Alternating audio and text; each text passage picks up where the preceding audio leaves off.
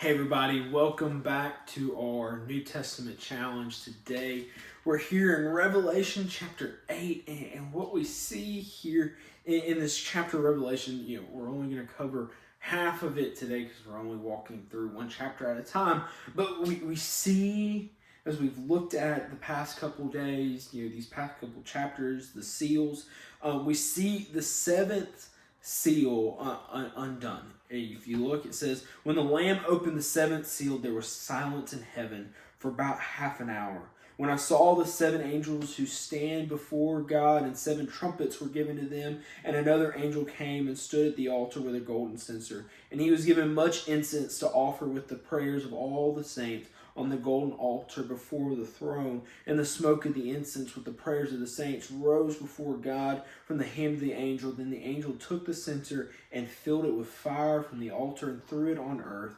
And there were peals of thunders, rumbling, flashes of lightning, and an earthquake. So what we see as you then walk through the rest of chapter 8 is we see the start of the coming of Jesus. You see, as here in chapter 8, just the first, what you read is the first four,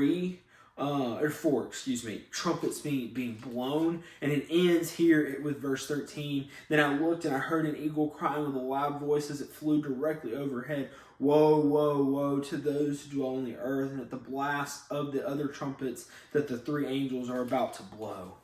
So this is the coming, the destruction of the earth. As you start to read through, it is the seven angels are blowing these trumpets, and it says the first angel blew his trumpet, and there followed hail and fire mixed with blood. And it keeps going and keeps going and keeps going and keeps going. And we're going to keep reading through this. And y'all, again, I say this to remind you again, I'm not an end times expert. I'm not a Revelation expert.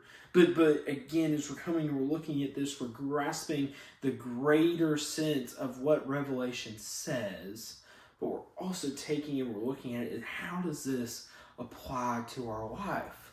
And again, whenever I read Revelation, I read about the times to come, it gives me a sense of urgency, a sense of desire to go and to preach the gospel, to tell others about Jesus, because this is going to happen.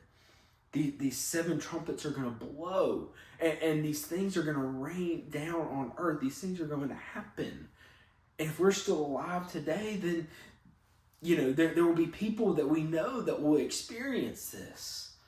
There will be people that we know who will suffer this pain and torture and maybe even death because of this.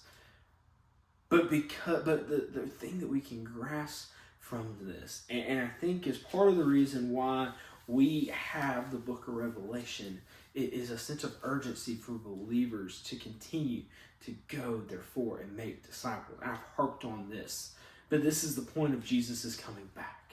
And that is the whole point, is for us to tell people about Jesus so they have a relationship with him, so they can be with him when he comes back. That's what we grasp here from Revelation chapter 8.